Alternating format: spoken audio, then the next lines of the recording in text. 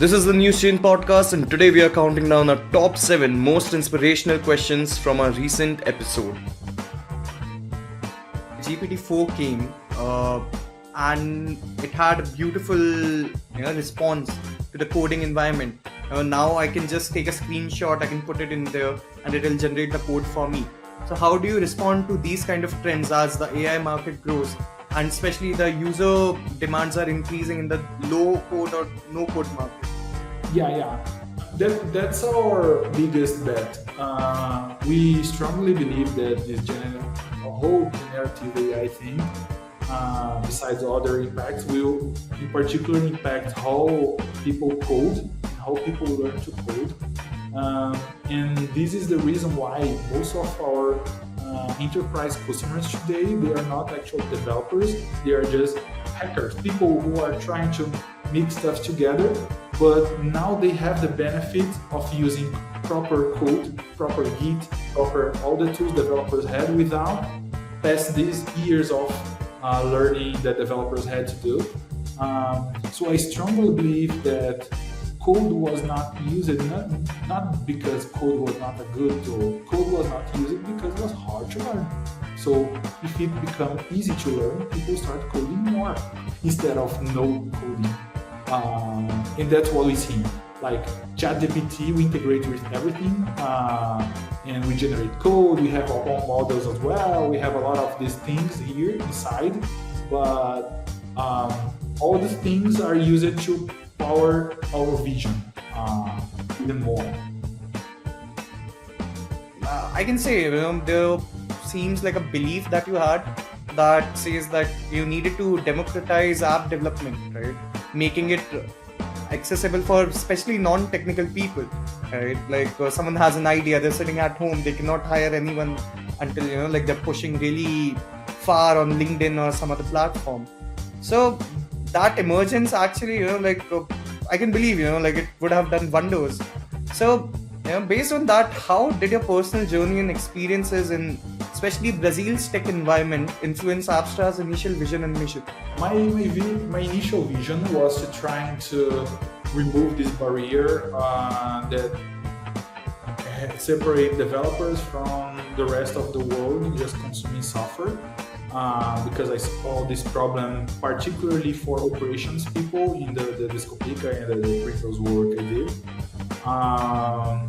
And the moment actually was very favorable for that because companies started to have digital transformations and etc.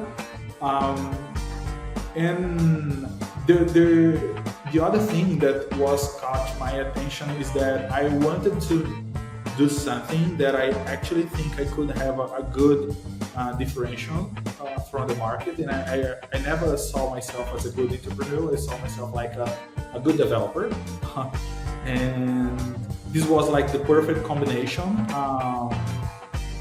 And after we started that, it was very we had a good luck doing that because we got like a very huge customer at the first moment we started that helped us a lot with the iteration of the product and so on. You were bootstrapping, and I just want to go back to the fact that you got selected into YC, which is a really big feat for any startup in the initial days, after a bit of traction that they can garner. So what was the whole experience like?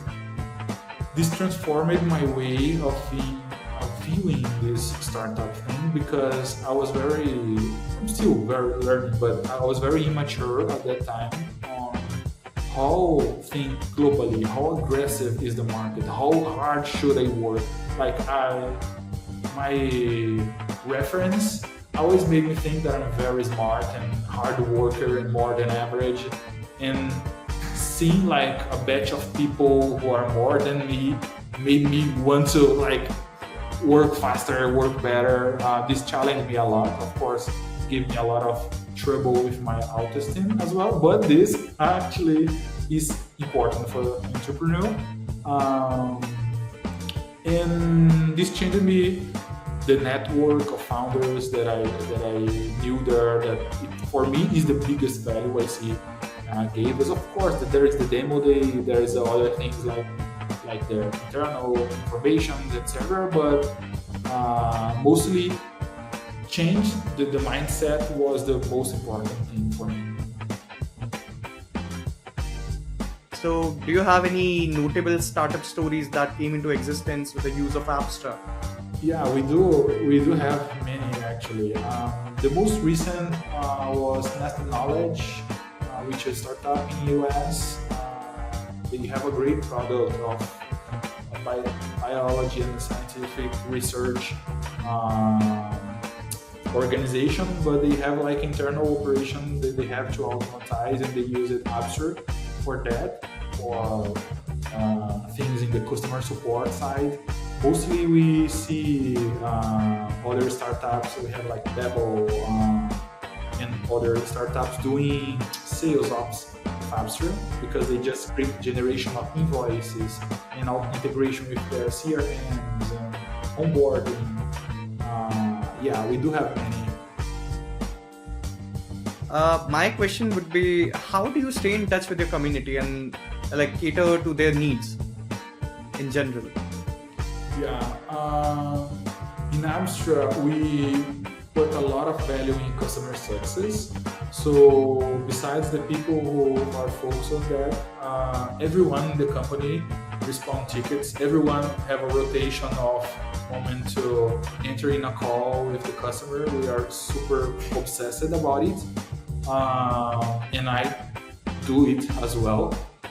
So I spend like a huge chunk of my day just trying to debug things with my customers, just trying to understand what the difficulties, seeing them, writing the code in a meet with me.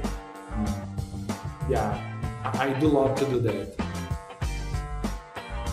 Have you ever been to a discussion page, just not like as Bruno, the CEO of Abstra, but instead, say a random user, like with a new idea or something? I don't know. Yeah, I do it a lot. For instance, sometimes I have an idea that I want to share with the people in the team, but I also want to share with the customers to see their opinion. So I just ask them, oh, what do you think about that? I'm trying to solve this problem, the tool, maybe thinking about this direction, and bring them to the work with us, this creative work. You said you have peer-to-peer marketing, right? Maybe using word of mouth as a way to spread your product. Do you plan to do any paid marketing or like even using the means of advertisement in the near future to expand further? Maybe some experiments. I'm very skeptical about ads in terms of unit economics, how hard is to how expensive is the customer there. But we do lose a lot of ads to iterate with our content. Like SEO is a good strategy for other entrepreneurs just trying to pay ads to a landing page and iterate with that until you have a good score, and then wait until the organic comes. But mostly we do ads just as experiments. We don't run ads for growth purposes.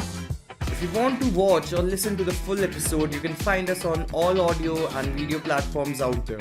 We release new episodes every Wednesday and Saturday. So subscribe and follow us for more updates and other fun releases.